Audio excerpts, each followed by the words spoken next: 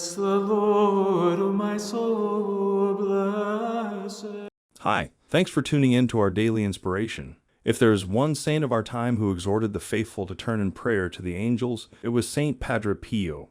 Perhaps it was because of his own experience in relying on his guardian angel's intercession at crucial moments of his journey. Or maybe it was because he was so aware of the importance of the mission of the heavenly spirits for the salvation of souls. Padre Pio was gifted with considerable charisms, and the sacred was manifested through his virtues and actions. He was wise and prudent, only revealing what happened to him with the authorization of his superior and in order to teach some truth or lesson. However, those who lived with him knew firsthand how preternatural reality was manifested in the life of the Capuchin, who bore the stigmata. He had the gifts of bilocation, healing, infused science, prophecy, and reading hearts, including the forgotten sins that he reminded penitents to mention in the confessional. We must emphasize the very special gift of communication with the hereafter, the souls in purgatory, and his frequent conversations with his guardian angel, which started when St. Pio was still a boy in Pietrelcina.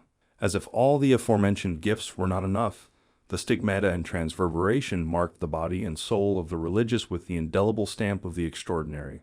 At the beginning of his priesthood, Padre Pio sent letters to his spiritual directors, mentioning his encounters with angelic creatures, including his struggles with the greatest of enemies, the devil.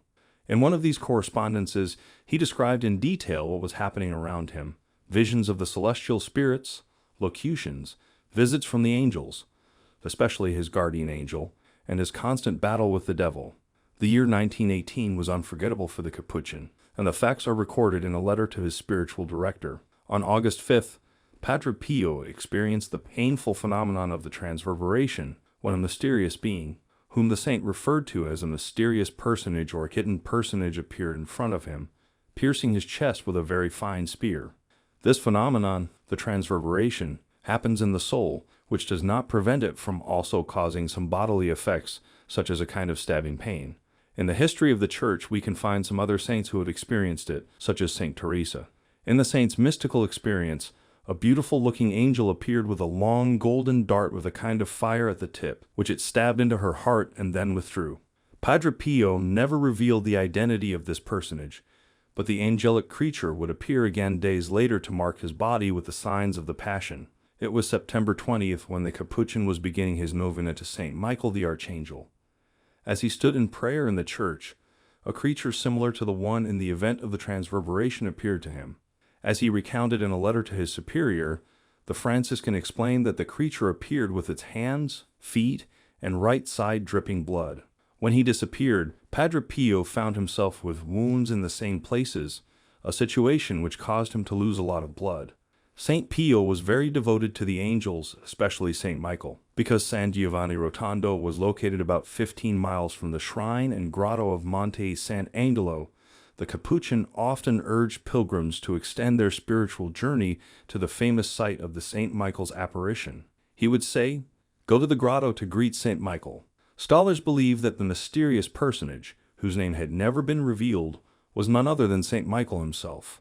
In the face of so many phenomena that occurred with celestial creatures, around 1912, Father Agostino had an idea for determining if the manifestations the saint experienced were of a spiritual order or autosuggestion. The episode of the transverberation, or the stigmata, had not yet happened. Father Agostino began to write some letters in Greek and French, languages totally unknown to the priest. While Padre Pio received these documents, he understood them calmly as if they were in his native language, Italian.